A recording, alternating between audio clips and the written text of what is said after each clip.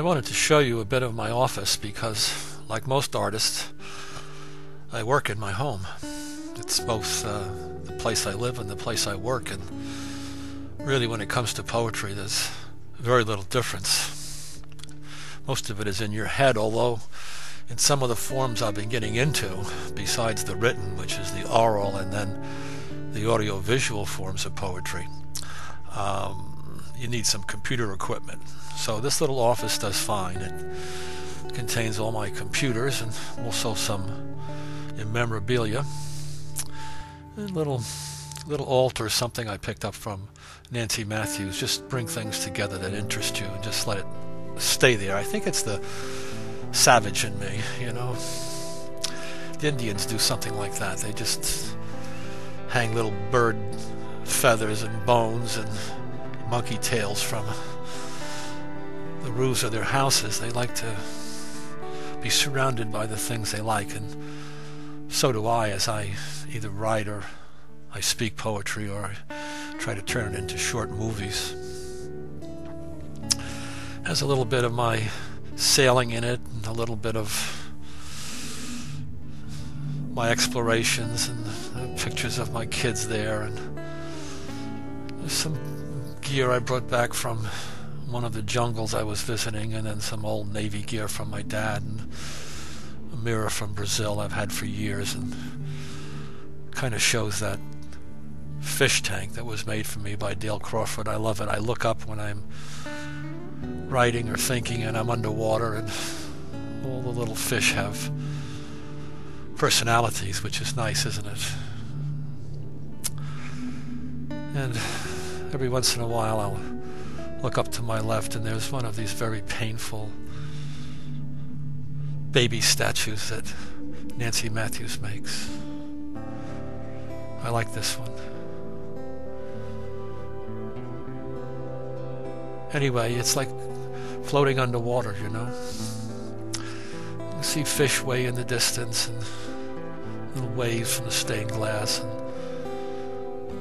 so on and so forth. It's just a nice way to spend a day back here and look out at the world. You know, I was talking about my parents being extremely dedicated parents, but also they were parents who had rules, you know, and there was discipline in the family. You had to say yes sir and no sir, and you could never tell a lie, and a whole set of rules. They were good rules. They weren't bad rules, you know, but they were rules nonetheless. My mother never really, except for a few times, she kind of maintained a kind of control. She was friendly. She wasn't unfriendly, but she had work to do, you know. And in some sense, she was a lot like myself. She was friendly, but she was removed, you know. And she was a little bit distant. I always wanted her to go out in the street and to punch the kids who were punching me. I wanted her to be like an Italian mother or like a Jewish mother or something like that, you know. But in fact, when I came in to complain of something, she would just look at me and say, "Well, Justin, you have to take care of that yourself," you know, and she would go on. I always wanted her to take my side, which is something I always am asking people to take my side in some way, you know, even as I got older. But I always wanted her to do that, but in fact, she would never do that. She had her rules about what was the proper way to behave as a mother, etc. And probably complicated by the fact we were on a military base too. My father, however, even though he was a heavy disciplinarian and he could be a little bit of a martinet, he was a military guy and he had a vain streak, and I have it too. He wanted to look good all the time. He was always posing, and I have loads of pictures of him doing those poses. Could also be very warm emotionally. And I remember when we had, after the Second World War, my dad had taken a commission in the Federal Merchant Marine. He became lieutenant commander. He was in charge of a school down in St. Pete, which was to train merchant seamen. Of course, we moved down to St. Petersburg. We lived on Treasure Island for about a year until he could build a house, you know. And I remember that the house finally got built. I love living on Treasure Island. It was just a strip of sand then. It's just a part of the St. three-peaked beach quay that goes on, but it was not built up like it is today. It was just some old beach shacks and a few stores and some old fishermen down there, and I just loved it. It was a world of fantasy, and I think that my sensibility, even though we've been raised in New England and we went through snow drifts and that freezing cold that you go through, when I hit that part of Florida, I really responded to it in some way. In fact, I still do. So my dad came and he said, "We're going to move today. We're going to move to the new house." I didn't want to hear anything about it. I raced out of the house, and it was 5 or 6, and I hid in the brush, which is a hard thing to do in Florida, especially on the beach, where you get stickers all over yourself and that kind of stuff, Anyway, he managed to find me, and they asked me what was the matter, and I said, "I don't want to move," and he took me inside the house. I remember it was getting dark at 5 or 6 or something like that, and he started to rock me back and forth in a big rocking chair, and I always remember that because he had taken my side. I didn't want to move. I wanted to stay there, and he just let me have my sadness, and then I was ready to move the next day. When I think of my family as a boy, growing up with all my brothers and sisters, there are 1,000 memories, but sometimes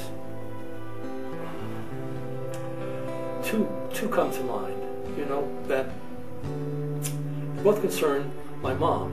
I guess I must have been about 15 or 16, something in there.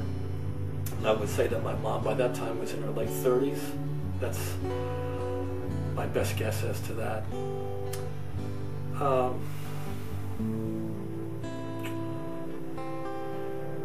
This is an odd type of memory.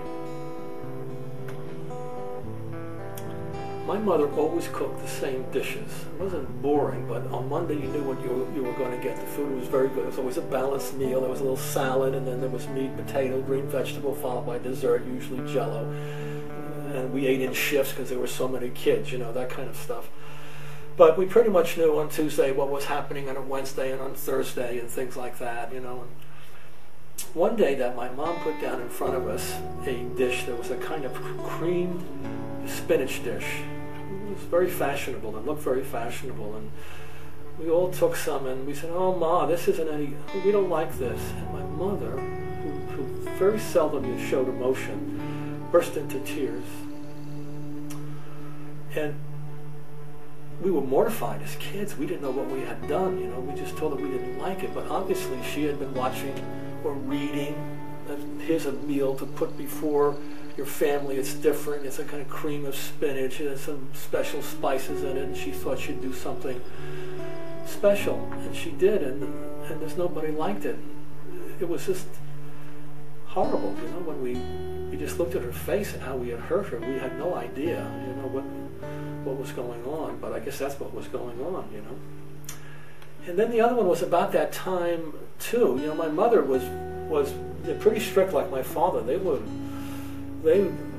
had rules, and in fact you had to obey them, whatever it happened to be, and there was no monkey play. But for some reason one day, I had a water pistol, and we lived in a house that had 3 stories, and a big stairwell leading down. And I remember myself and my brother taking out a water pistol, and we would shoot my mom down at the first floor. She walked by like a water buffalo, And in fact, I remember my mother laughing, and she ran into the kitchen, and she got something to throw back up at us. I don't know what it was, a syringe or something, or maybe a turkey baster or something like that. And she ran up the stairs laughing.